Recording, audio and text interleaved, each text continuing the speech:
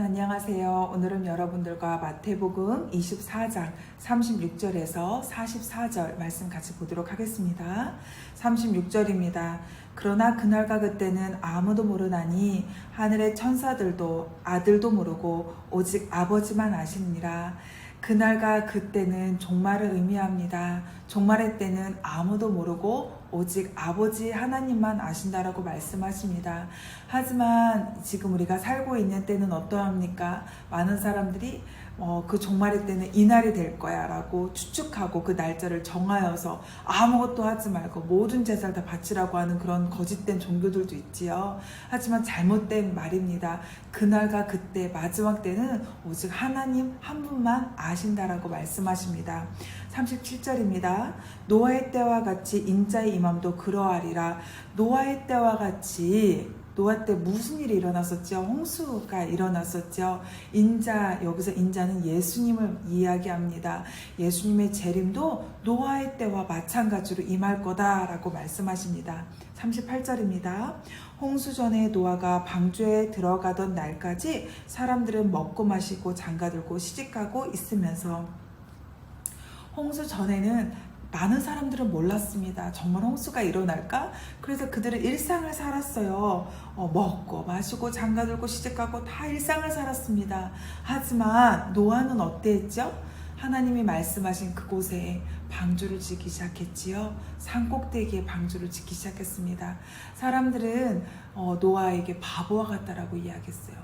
왜 산꼭대기에 방주를 짓나? 저렇게 큰 방주를 왜 짓나? 하지만 노아는 하나님 말씀에 순종했죠. 그랬을 때 39절에 홍수가 나서 그들은 다 멸하기까지 깨닫지 못하였으니 인자의 임함도 이와 같으리라. 홍수가 났을 때 비로소 사람들은 깨달았죠. 하나님의 심판이 임했구나.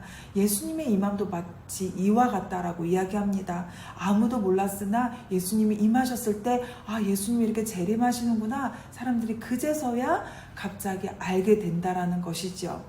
40절 그때에 두 사람은 밭에 있음에 한 사람은 데려가고 한 사람은 버려둠을 당할 것이요. 41절 두 여자가 맷돌질을 하고 있음에 한 사람은 데려가고 한 사람은 버려둠을 당할 것이니라.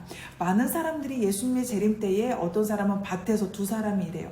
그랬는데 예수님의 뜻을 잘 따랐던 하나님을 잘 믿었던 사람들은 택함을 받게 되지만 하나님을 잘 따르지 않고 그저 먹고 마시는데 그냥 일하는데 삶을 들였던 사람은 버려둠을 당할 거라고 이야기합니다.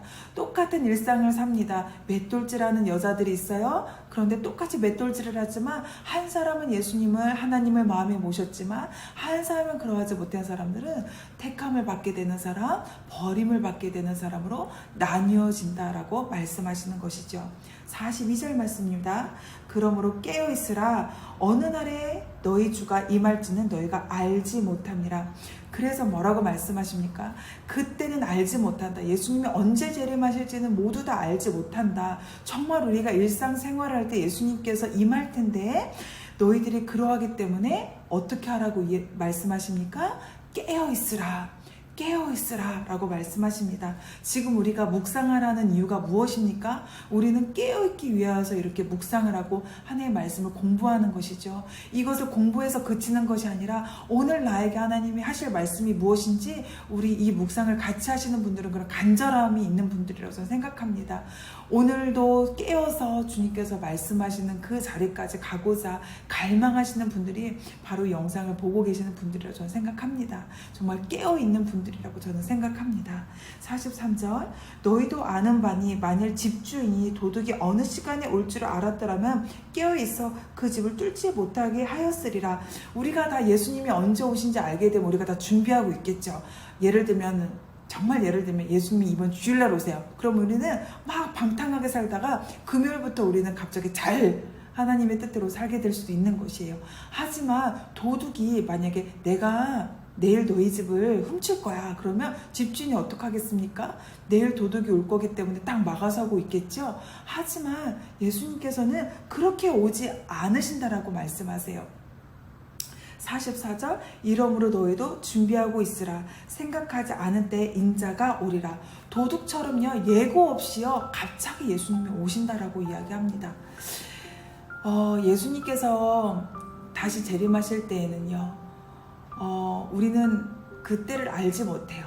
알지 못하기 때문에 때로는 나 지금은 예수님 안 믿다가 대학교 가서 믿어야지. 또 대학생들은 난 지금은 취업 준비를 열심히 하다가 직장이 잘 되면 그때 믿어야지. 어떤 사람들은 나는 지금 불안정하니까 결혼해서 자리를 잘 잡고 예수님 믿어야지. 이렇게 생각하시는 분들도 있을 수 있겠어요. 하지만 예수님은요, 정말 우리가 일상생활 할 때에 갑자기 오신다라고 이야기합니다. 또한 모든 민족이 주님을 알게 되는 그때에 예수께서 다시 이 땅 가운데 오신다라고 말씀을 하시죠. 우리는 두 가지를 해야 합니다. 복음이 전파되는 일에 우리는 힘써야 되고요. 또한 우리는 항상 깨어 있어야 하는 것입니다.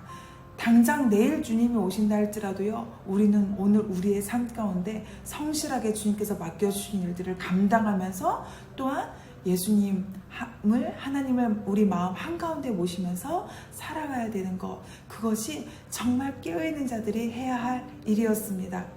노아의 때를 여러분 생각하셨으면 좋겠습니다. 노아가 방주를 지을 때 얼마나 외로웠겠습니까? 사람들이 정말 그 노아가 방주 지을 때 많은 사람들이 노아를 무시했을 거예요. 어떻게 보면 노아는 늘 자존심이 상하는 그 자리에 있었을 수 있었겠습니다. 하지만 노아는 알았습니다. 하나님이 어떻게 이 땅을 심판하시고 내가 무엇을 준비해야 할지 주님의 말씀에 순종했던 사람이었습니다. 그래서 주님이 노아에게 어떻게 그 이름을 축복하시죠? 노아를 축복하십니까? 의인은 없나니, 정말 우리 노아에게는 의인이라고 이야기했습니다. 정말 너는 내 말을 청종했던 의인이다 라고 말을 했죠. 오늘 이 말씀을 읽는 여러분들은 꼭 깨어서 주님의 때를 예비하고 또한 주님께서 택하시는 그 부류에 우리가 꼭 있었으면 좋겠습니다. 오늘 하루도 정말 우리가 깨어서 주님을 바라보는 그런 주님과 동행하는 하루가 되시기를 제가 간절히 기도하겠습니다. 여러분 감사합니다.